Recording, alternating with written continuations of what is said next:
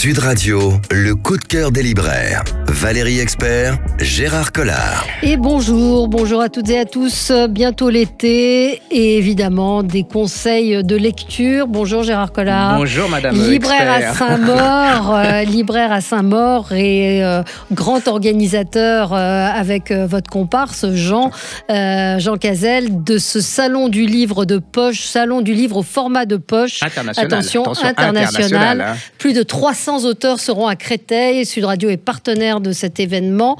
C'est magnifique. Moi, j'ai vu le parc 1, vous avez vu? Oui. Donc Éblouissant. venez. On y est en ce moment même, Ouais. puisque c'est ce week-end. Depuis hier, il y a un monde fou. Il fait un temps absolument magnifique. fou. Et voilà. Les Et puis livres alors, de pour poche. les enfants, c'est bien. Il y a plein de pelouses. Vous pouvez Il y a les des lâcher, jeux, ils peuvent absolument. jouer. Il y a plein Puis des d'animations. livres surtout. Oui, mais Parce qu'on vient pour l'enfant le- est important. Hein. Il y a un Absolument. rayon jeunesse absolument fabuleux, avec plein de dessinateurs, initiation à la poésie. Enfin, il y a des orchestres, ça va être super sympa. Il y a des bottes de paille pour pique-niquer. Je tiens mes bottes de paille. Oui. Vous avez jamais vu un salon comme ça. Hein. C'est Non. vraiment... Franchement, très réussi. Donc, venez si vous nous entendez. Et ça reste encore, il y aura tout l'après-midi pour venir voir ces auteurs. Alors, Gérard. Ouais, je fais un peu la gueule. Ouais, vous êtes un petit peu ronchon Ouais, quand même. parce que je suis ronchon, parce que je vous avais parlé d'un livre qui m'avait beaucoup plu. Ça s'appelle Le chemin de la frontière chez Gallimard de Greteweil. Si vous avez aimé, par exemple, Stefan Zweig, vous allez adorer. C'est l'histoire et des Effinger. Vous savez, cette série, cette saga des Effinger qui racontait l'histoire d'une famille juive. Et ben là, vous retrouvez un peu le schéma. C'est-à-dire que c'est une jeune femme qu'on retrouve au bord de la frontière autrichienne qui veut s'enfuir, qui est poursuivie par les SS.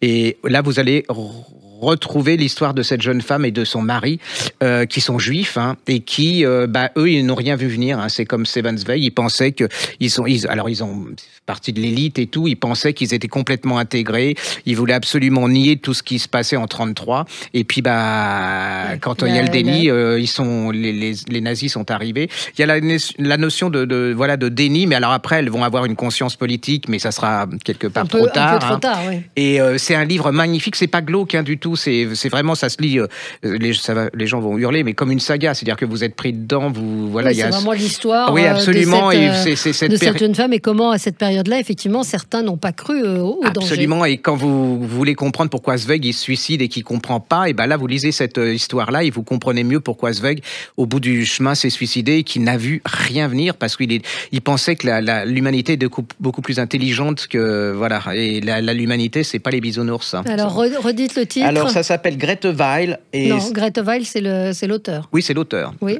Vous avez décidé d'être désagréable ou pas? C'est l'avant-dernière, ça se sent. Alors, Le chemin de la frontière, c'est chez Gallimard. Heureusement qu'il y a un réalisateur qui est plus aimable. Voilà. Salut Jamel. Voilà. Le chemin de la frontière. Et Greta Weil, elle est née au début du siècle. Donc c'est un livre qui a été... Oui, Le chemin de la frontière, c'est dans la collection littérature étrangère chez Gallimard. Alors, quoi d'autre, Gérard? Alors, on va partir à l'aventure avec un livre que j'ai adoré de Virginie Bégodeau. Ça s'appelle Traverser les tempêtes. C'est traverser? Oui, Traverser les tempêtes. C'est comme la couverture. C'est vous ne lâchez plus. Alors, vous êtes au XVIIIe siècle. C'est une jeune femme. Alors, elle est fille d'armateur, vous savez, elle est originaire de l'île Bourbon, c'est la Réunion, c'est l'ancien nom de l'île Bourbon, et elle a qu'une passion, c'est la mer, elle veut devenir capitaine, elle veut, voilà.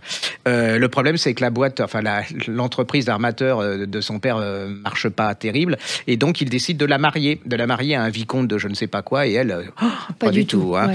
Et par contre, elle tombe amoureuse d'un capitaine qui comprend absolument sa passion pour les navires. Il va lui faire passer son brevet de capitaine et là va commencer la traversée entre La Rochelle et alors vous mettez vos bottes, vos parkas et tout, parce que vous allez vous en prendre les vagues, la tempête, il y a tout. Alors il y a l'histoire d'amour mais qui est vraiment très bien faite, définie, c'est pas nono du tout.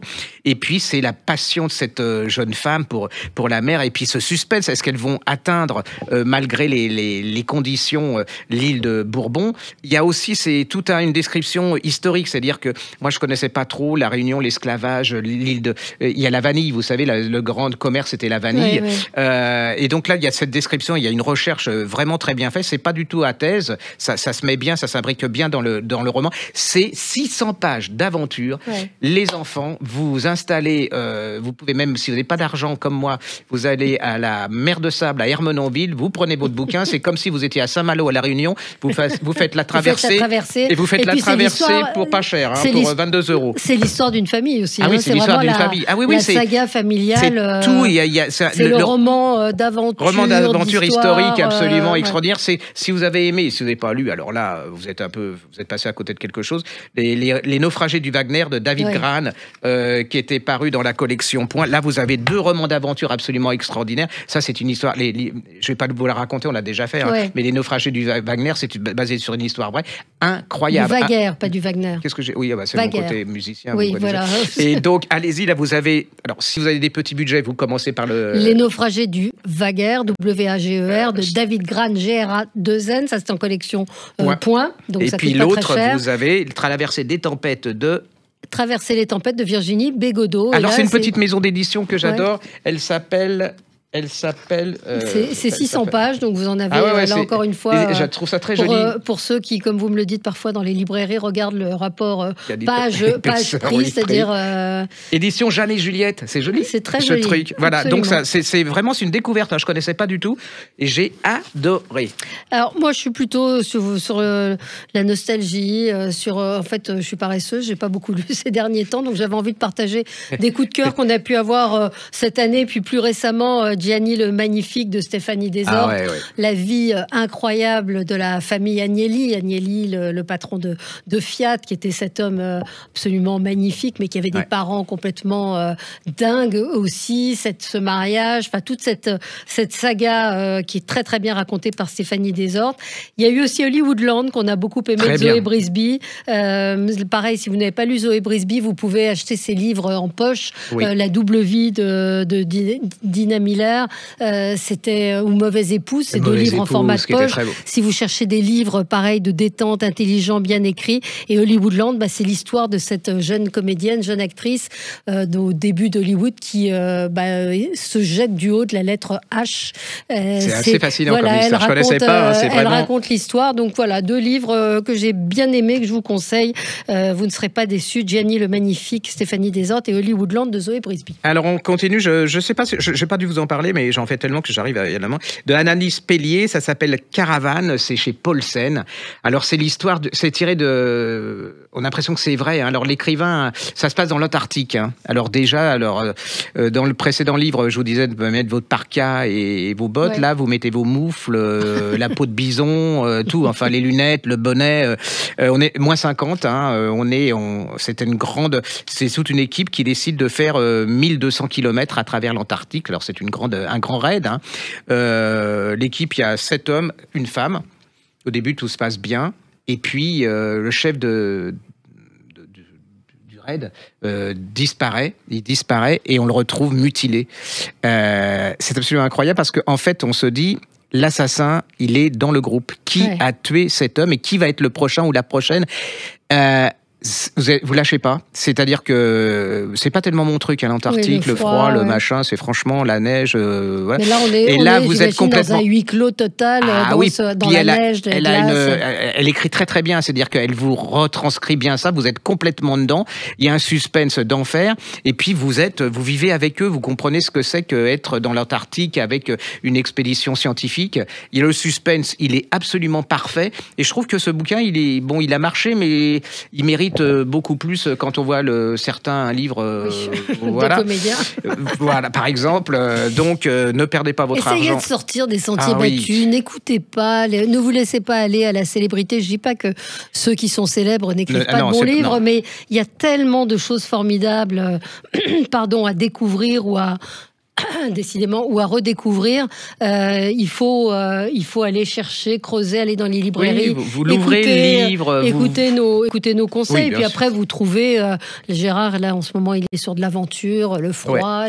Voilà, c'est comme ça. Mais parfois, on est sur des choses beaucoup plus intimistes. Hein. On peut penser au parrain du Salon du Livre, Jean-Philippe Blondel. Oui. Absolument, qui écrit des choses sur le quotidien. Absolument, Marie Sizun, Jean-Philippe Blondel sont des auteurs que vous devez découvrir parce que eux, ils sont loin de la banquise. Ils vous racontent le quotidien, les vrais gens, mais d'une façon tellement sensible et subtile que ça fait écho évidemment à beaucoup de choses. Et je trouve que c'est des gens qui passent pas partout, quoi. C'est ça qui m'énerve un peu, c'est-à-dire qu'on a toujours les mêmes, c'est toujours la facilité, et que c'est des gens d'une très très grande qualité littéraire et puis humaine. Et c'est pour ça qu'on dans le salon on les a mis comme parrains, parce que je trouve que c'est trop facile. On aurait pu mettre comme parrain, je sais pas, Guillaume Musso, des gens comme ça, très très connus. Mais je trouve que c'est là le truc, le rôle des libraires, c'est de faire sortir de l'anonymat des gens de qualité. Donc voilà, relisez Marie Sizun et Blondel, parce que franchement, sont des gens. Et puis vous allez vous y retrouver. Ouais. C'est-à-dire que ils donnent de la noblesse aux gens comme nous, ordinaires. Enfin, pas vous, parce que vous n'êtes pas ordinaire. Non, mais voilà.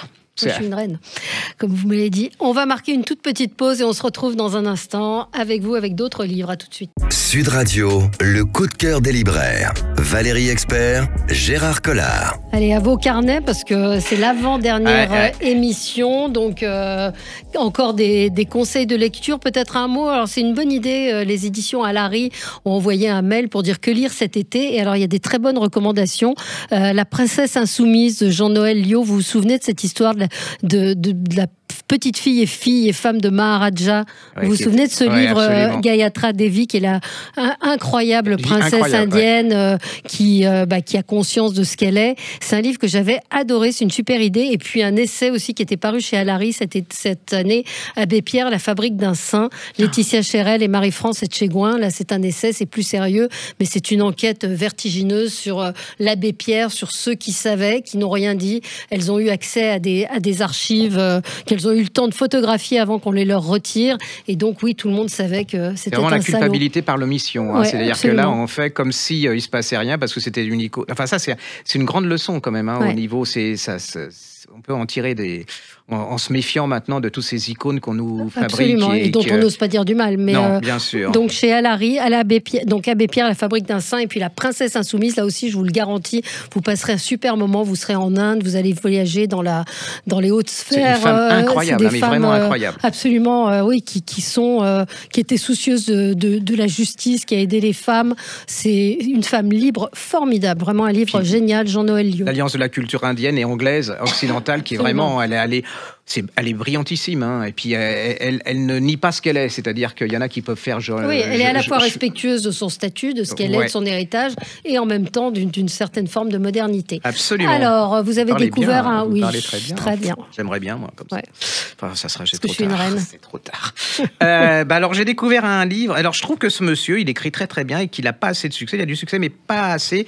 Il s'appelle, je ne sais jamais son prénom, Nicolas Dessiendorf. Ah oui, formidable, qui avait fait un dictionnaire. Alors, oui, moi je pensais que c'était le titre Ennéo du livre. Non, c'est son nom. Hein. Ça s'appelle L'île de l'orgueil, c'est chez Albin Michel. Et je me suis fait. En plus, il écrit bien. Je veux dire, c'est vraiment, il écrit, c'est un véritable écrivain. Et j'ai adoré l'histoire. Alors, au début, je me disais, j'ai l'impression de l'avoir lu, et en fait, c'est pas du tout ça. On a une espèce d'écrivain raté. Hein. Il a fait 10 ans de prison pour trafic de drogue, je sais plus, au Vietnam. Il revient en France. Alors, il est SDF, hein, carrément. Il est il est habillé comme un gueux. Voilà. Et puis il va un jour rentrer dans son hôtel et puis on lui dit ta chambre est payée, t'as une grosse enveloppe qui t'attend avec de l'argent et il y a une dame qui veut te voir. Et là il se dit c'est une fake quoi, une fake news donc et pas du tout. On lui paye tout, on l'habille et tout et là on va lui donner un deal, c'est-à-dire qu'il y a un écrivain mais alors qui est super célèbre, qui a des tirages pas possibles, genre Musso, vous savez, ou Lévy. Mais lui, on ne le connaît pas, l'auteur. C'est-à-dire qu'on ne connaît pas son visage, il n'a pas d'interview. Et on lui dit, tu vas le remplacer. Alors on le forme, hein, on lui apprend qui est le personnage, et on l'envoie sur une île bretonne où habite sa femme, la femme de l'écrivain. Elle est aveugle, et il y a un majordome. là, ça va commencer à se gâter parce qu'on ne sait pas qui est qui. Alors la femme... elle est aveugle, mais elle tombe, semble-t-il, amoureuse du faux écrivain. Le faux écrivain, lui, ça va commencer à lui monter à la tête. Il dit, pourquoi je n'écrirais pas un livre à la place avec le nom Et le majordome, il n'est pas net non plus. Vous voyez déjà le truc, la Bretagne, une femme aveugle, un majordome pas net, un pseudo-écrivain SDF qui commence à avoir le melon et ça va péter. C'est machiavélique comme c'est un polar psychologique absolument incroyable et vous vous faites complètement avoir. Et jusqu'au bout, je me demandais, mais qui est ce foutu majordome ? Est-ce qu'elle est neuneu, la femme de l'écrivain ? Est-ce qu'elle joue un rôle ? Et lui, où il va éclater en vol ? Et il est mort. En plus, il y a une histoire d'enfant. Enfin, il y a un secret avec un enfant disparu. Donc ça ajoute encore... Il y a une espèce d'ambiance comme ça, très huis clos. Puis, alors je ne sais pas si vous avez remarqué, en ce moment, tout le monde écrit sur la Bretagne. Oui, c'est vrai. La Bretagne, c'est vraiment... On sent qu'il y a le changement climatique. Ils sont tous les snobs du Sud, ils sont remontés vers le Nord. C'est-à-dire que là, ils ont trop chaud à Nice et à Cannes. Et donc, on les retrouve à Dinard, Saint-Malo. Alors, s'ils ne pouvaient pas trop coloniser non plus, parce que... être tranquille. Oui, parce que les magasins de bois flottés, le truc cher, le vegan et tout ça, c'est bon, ça va. Mais c'est vrai, vous avez raison, il y a eu beaucoup de polars qui se passent en Bretagne. Donc, allez-y, ça s'appelle N.E.O. l'île de l'orgueil, Albin Michel, les 7 péchés capitaux, pardon. Ça veut dire que... donc, il y en aura 6 autres. Voilà, exactement, si ça fonctionne. Donc, vous allez passer un bon moment, franchement. Alors, N.E.O., donc c'est Nicolas Destienne-d'Or, mais je pense qu'il a voulu avoir ce... type pour pas qu'on confonde avec ces autres écrits qui ne sont pas forcément polar. Dans le polar ni de la même... Mais c'est un très très très bon écrivain, franchement. Alors, il avait fait ce dictionnaire amoureux du mauvais goût, vous vous souvenez de ça? C'était c'est un personnage très intéressant. Oui, très intéressant, je trouve. Voilà, ça s'appelle l'île de l'orgueil, c'est chez Albin Michel et c'est N.E.O. Des livres pour la jeunesse. Alors, il y a la souris sorcière et le magicien d'os. Magicien d'os. Alors, je pense que les enfants ne comprennent pas forcément la référence, mais ça fonctionne très bien. Il y a des éclats de rire quand vous le lisez. En gros, le magicien, il est nul, donc il va voir sa copine la souris pour l'aider à réparer une bêtise qu'il a faite. Et alors moi, j'aime beaucoup les dessins qui sont assez joyeux. Ils vont à Tartifume, où ils sont appelés, où il y a un chevalier potiron qui fait peur à tous les habitants. Et donc, comment faire ? Pourquoi est-il là ? Et puis, il y a cette souris qui est formidable. C'est la souris sorcière et le magicien d'os, et je peux vous dire que ça finit bien. C'est Sophie la souris sorcière qui résout tous vos problèmes, chance, amour, travail, efficacité garantie. C'est Rudy Spisser, et moi je l'ai testé sur un petit 4 ans et demi. C'est très très bien, à l'école des loisirs. Et ben moi j'ai mon livre, mon album pour enfants, ça s'appelle Cap sur l'été de Joe Ostland et de Crescence Bouvarel, c'est aux éditions Grunt. Alors déjà regardez en podcast parce que les illustrations, elles sont très très jolies. Alors c'est l'histoire, on est au bord à la campagne et il y a une mare, il fait très très chaud, tout le monde n'en peut plus et tout. Alors il y a un bar tenu par une grenouille. Alors elle distribue des jus. Alors il y a toutes sortes d'animaux là qui ont très chaud et tout. Et tout d'un coup, tout d'un coup, tout est calme et il y a une espèce de grosse mouette qui atterrit, qui valdingue tout. Et la mouette, elle leur dit, mais vous partez pas en vacances? Alors les autres disent, bah non, mais vous allez pas à la mer parce qu'elle a ses lunettes, son truc. Ils disent, bah non. Il dit, mais tout le monde a droit à des vacances, donc elle décide de les emmener à la mer, et le nénuphar servira de moyen d'aller à la mer. C'est génial, les couleurs, les illustrations, c'est adorable, c'est plein. Puis alors là, vous pouvez tenir, quand les enfants vous font raconter l'histoire là, vous pouvez tenir quand même 2-3 soirées. Si vous, moi, je les lis en entier en général. Moi j'aime bien fractionner, comme ça les tient, ils nous fichent la paix parce que si jamais ils auront jamais la fin de l'histoire. Donc ça c'est une magnifique. C'est chez Grunt, Joe Honestland et Crescence Bouvarel, Cap sur l'été, très joli, très mignon et joyeux. Un autre petit chez Grunt. Ah oui, pourquoi de Grunt encore? Premier jour de camping de Esther Vandenberg. Et ça, c'est pareil. Alors les dessins, ils sont absolument géniaux. C'est l'histoire. Quelqu'un qui aime pas le camping comme moi, je déteste le camping. Je déteste quand il y a plus de 3 personnes. Et là. Et ben vous allez voir comment, en fait, c'est un hymne à l'amitié, au partage, comment, en fin de compte, au début, on n'aime pas le camping, et puis en plus, c'est génial. Les illustrations sont pleines de couleurs, c'est drôle, c'est plein d'humour, c'est à raconter, c'est superbe. Moi, je l'ai raconté à mon associé qui a 65 ans, et avant qu'il aille se coucher, et c'est vraiment, depuis, mais vraiment, il demande son histoire tous les soirs, et on est tranquille. Allez-y, c'est vraiment super bien. Bon, de quoi parle-t-on? Alors, qu'est-ce que je vous ai trouvé aussi? Attendez, mais... Ah si, un super polar, ça s'appelle La condamnation des vivants de Marco de Franchi. Ça s'écrit F-R-A-N-C-H-I, c'est chez Albin Michel, on est en Italie. Il y a plein de choses géniaux. Génial. Génial, oui, je suis fatigué.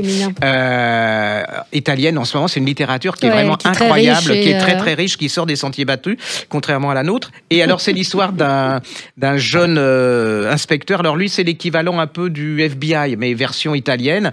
Et il fait des enquêtes sur les disparitions d'enfants.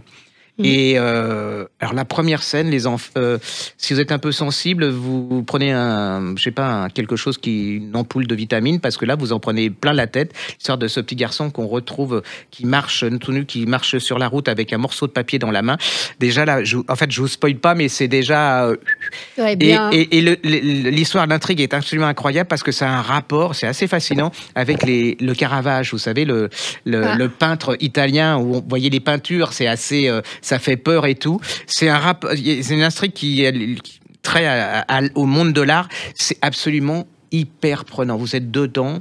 Moi, je me suis laissé... j'ai pas dormi, c'est-à-dire que je l'ai commencé. Je voulais absolument savoir jusqu'au bout. En plus, ça vous trotte dans la tête, parce qu'il écrit et l'intrigue. J'avais pas souvent lu ça. Et puis, jusqu'au bout, vous ne savez pas ce qui se passe, quelque part. C'est une pure... Alors, redites le titre. Je dis pas une pure merveille, parce qu'il remarque partout que c'est une pure merveille. Donc, ça s'appelle l'auteur, c'est Marco de Franchi, C-H-I à la fin, La condamnation des vivants, et c'est chez Albin Michel. J'ai adoré. Ça, c'est encore un polar pour l'été qui est génial. Bon polar pour l'été. Donc, La condamnation des vivants. Il nous reste une petite minute. Allez-y si vous avez... allez-y. Non, parce que vous vous rappelez, parce que ça, c'est une de mes grosses...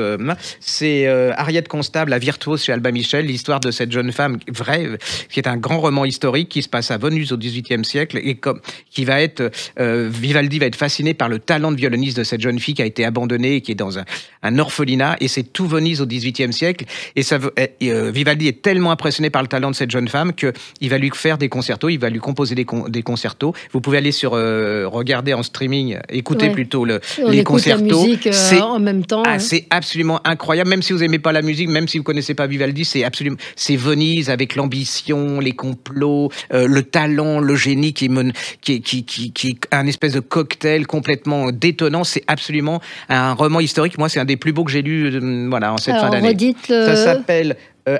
elle s'appelle Ariette Constable, et ça s'appelle La virtuose chez Albin Michel. S'il y a un des romans de détente amenés cette année pour les vacances, c'est celui-ci.